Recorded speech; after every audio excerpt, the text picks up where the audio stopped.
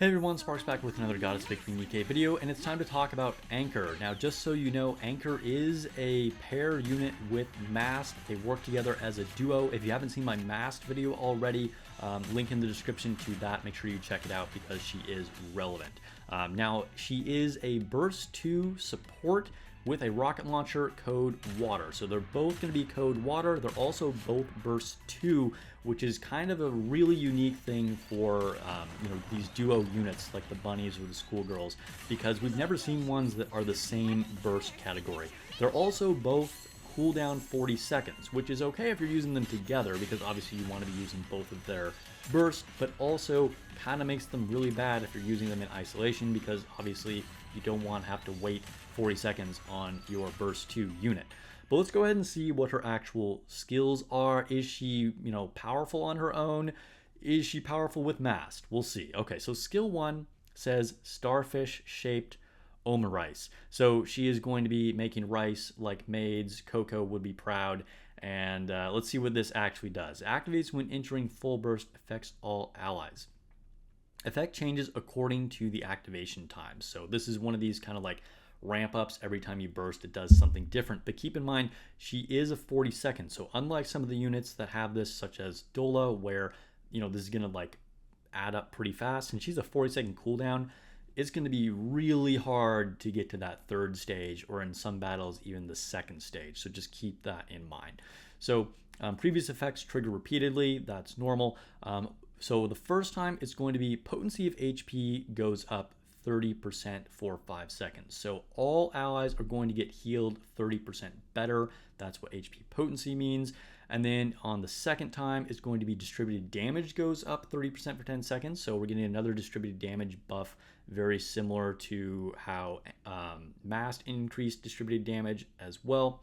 And then on the third activation, stat count of buffs go down by 1. So activates when entering full burst with an ally from the same squad still in the battlefield. This is where she has that pair activation with Mast. It says recovers 3% of caster's max HP every 1 second for 8 seconds. So she is going to be healing your whole team, and with that HP potency buff, going to be doing pretty strong healing. And she is the one that's going to be more dependent on having Mast with her, whereas Mast could in theory work better without having Anchor. But again, you probably don't really want to be using them in isolation either way, because of being a 40-second cooldown. Of course, you could pair them with another burst too, but just then you might as well have them together, right? I don't know if this is super great, if I'm being honest here, because healing every other burst, we've already seen that can be a struggle with like Helm, for instance. She could be a good healer in some situations, but a lot of times only being able to heal every other burst could be a little rough for a lot of people, depending on what their power level is. And then, the distributed damage buff is very situational. We do have some strong distributed damage units, but again, is it worth pairing those with these units? I'll let you decide that. Let me know in the comments below if you think that is worth it. I'm not so sure about that. But let's go ahead and see what her skill 2 does. And this says activates after full burst ends, affects all allies. Now I do like that both her and Mast are really supports for your whole team. They are not selfish buffers at all, which is pretty cool to see. That's what we want from our supports. It says effects change according to activation time. So again, similar thing here, but we're not going to get a lot of those later ones in a lot of scenarios. So the first time, hit rate goes up by 10% for 10 seconds. So in theory, this could kind of like compensate for Mast's own debuff on her hit rate, but of course the debuff on Mast is bigger than the hit rate increase for Anchor, so whatever.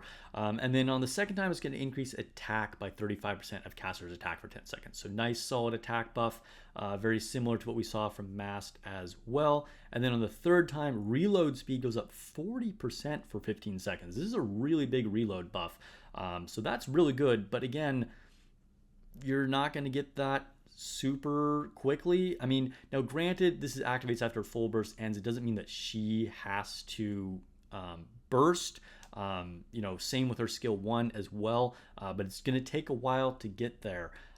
You know, reload speed buff by the time you're like, you know, almost a minute or whatever into the battle may or may not be super relevant. I mean, of course, in raids, we're going for, you know, 30 or 3 minutes. Yo, time is difficult apparently.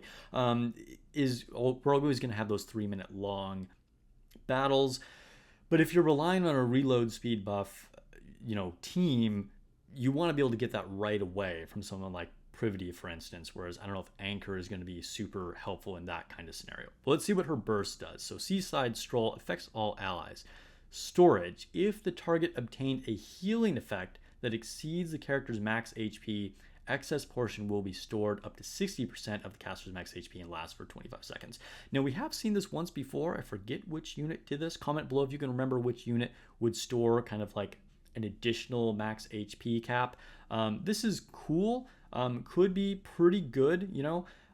You're definitely going to be keeping your units really healthy this way, but honestly, most scenarios you don't need that much healing. It'll be interesting to see if you know, Anchor could actually like heal enough to keep advantage of this, or if she need to be paired with additional healing to actually make that relevant in the first place. Only testing, of course, will tell. Recovers 40% of caster's max HP as HP. So that is a very large HP restoration there. So if your units aren't already low, this could definitely bump you up there. Now, 60% over the caster's max HP? No, of course not. But of course, you are getting the HP potency buff from the skill 1, and then you're going to get that you know, continuous recovery there from the skill 1. So it's very possible that she could cap this out. Also says attack goes up 30% of caster's attack for 10 seconds. So nice big attack buff there. So it's kind of interesting how we're seeing a lot of overlap in the types of buffs and effects that Masked and Anchor do, which is good from the perspective of you're getting the buffs all the time because they're both 40 seconds. So in a way, it makes them not 40 seconds, but also kind of the fact that they're sharing a lot of similar buff types, it's almost like we're using 2 slots just to get the effects of 1 unit.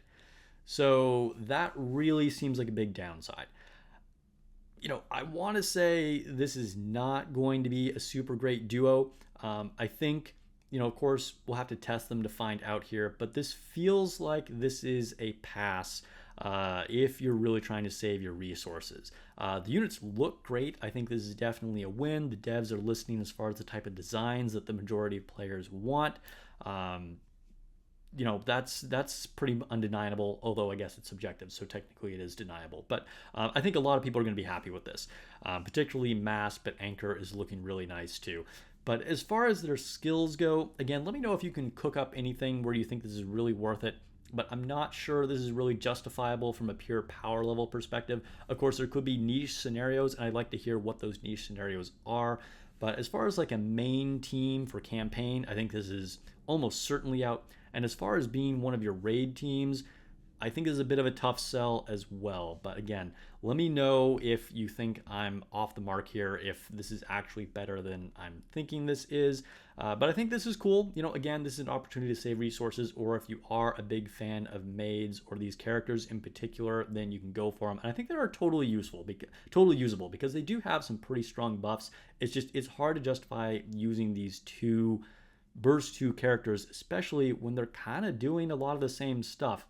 So I don't know. I think Masked is a little bit better on her own than Anchor is.